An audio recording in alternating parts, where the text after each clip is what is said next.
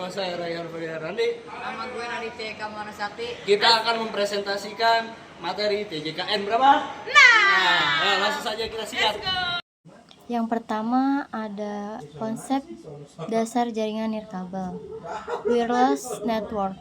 Jaringan nirkabel adalah jaringan komputer yang menggunakan media transmisi gelombang, radio, wifi, inframerah, atau satelit bukan kabel. Komponen utama: access point, pemancaran sinyal wifi agar perangkat bisa terhubung. Yang kedua, klien. Perangkat menggunakan seperti laptop, smartphone, atau printer nirkabel. Yang ketiga, wireless router. Gabungan router dan access point biasanya digunakan di rumah. Yang terakhir atau yang keempat, antena, meningkatkan jangkauan sinyal. Lalu yang selanjutnya standar umum. Yang pertama IEEE 802.11a atau B atau G atau N atau AC atau AX.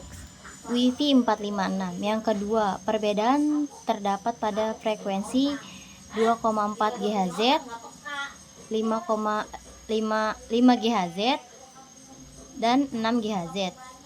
Kecepatan dan jangkauan. Konfigurasi jaringan nirkabel. Yang pertama ada SSID atau Service Set Identifier, nama jaringan Wi-Fi yang dipancarkan. Yang kedua ada channel atau jalur frekuensi. Pemilihan channel memengaruhi kualitas koneksi atau hindari interferensi.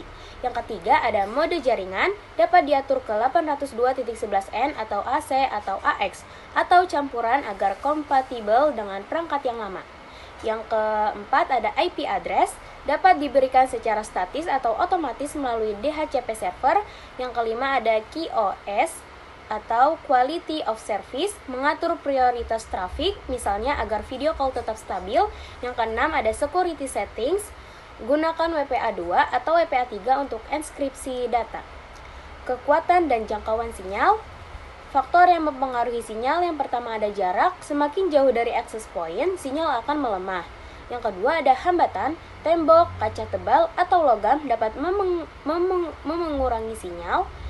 Yang ketiga ada interferensi, perangkat lain seperti microwave dan bluetooth dapat terganggu sinyal wifi.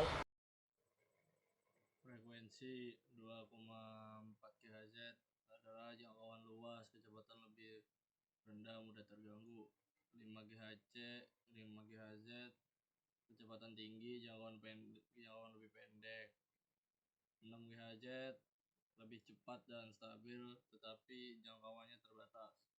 Cara meningkatkan sinyal yaitu tempatkan access point di tengah ruangan, gunakan repeater, extender, atau sistem mesh wifi. Pilih kanal atau channel yang sepi, misalnya channel 1, 6, ataupun 11 pada 2,4 GHz. Langkah-langkah keamanan jaringan nirkabel.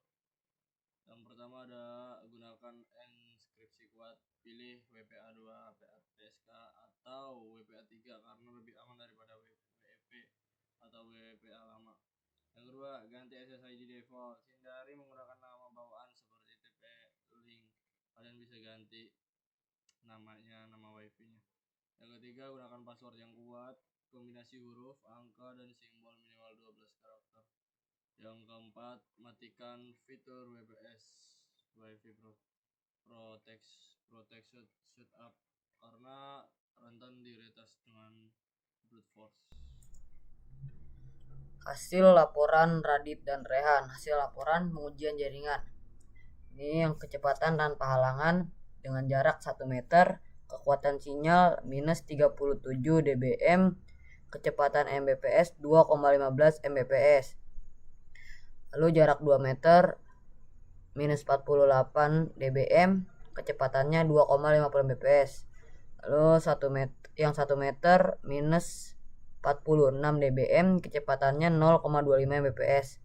Yang jarak 2 meter minus 41 dBm, kekuatan sinyalnya dan kecepatannya yaitu 0,29 Mbps. Lalu jarak 1 meter, kekuatan sinyalnya minus 41 dBm, kecepatan Mbps-nya itu 9,08 Mbps, itu yang ketiga. Lalu jarak 2 meter yang ketiga minus 49 dBm, kecepatan Mbps-nya 7,50 Mbps. Lalu jarak yang keempat, 1 meter yang keempat, minus kekuatan sinyalnya minus 46 dBm, kecepatan Mbps-nya 0,26 Mbps. Lalu jarak di 2 meter itu kekuatan sinyalnya minus 49 dBm, kecepatan Mbps-nya 9,45 Mbps. Yang kelima, dengan jarak 1 meter itu kekuatan sinyalnya minus 40 dBm, kecepatan Mbps-nya 8,09 Mbps. Dan jarak 2 meter yang kelima minus 51 dBm, kecepatan Mbps-nya 12,0 Mbps. Lalu kecepatan dengan halangan tembok. Yang pertama, jarak 1 meter minus 47 dBm kekuatan sinyalnya. Lalu kecepatan Mbps-nya 2,95 Mbps. Lalu jarak 2 meter kekuatan sinyal dBm-nya itu minus 55 dBm. Lalu kecepatan Mbps-nya 1,50 Mbps. Kedua, 1 meter minus 48 dBm, 2,77 Mbps. Dan sekarang jarak 2 meter, kekuatan sinyal minus 57, Mbps-nya 1,02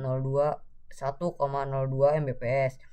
Yang ketiga, 1 meter minus 50 dBm, kecepatan Mbps 0,21 Mbps.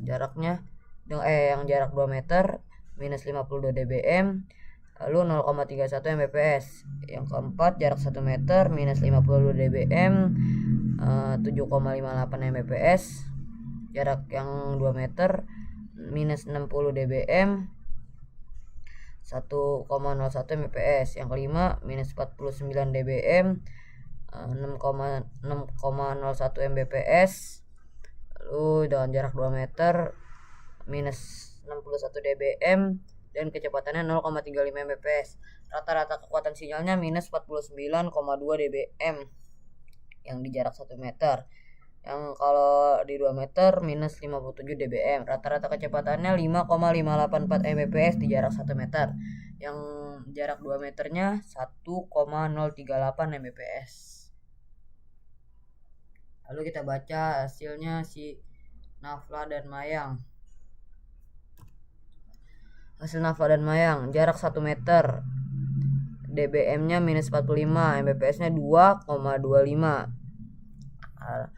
Lalu ada yang kedua, 1 meter minus 48, 3,40. Rata-rata dBm 47, rata-rata Mbps 4,6.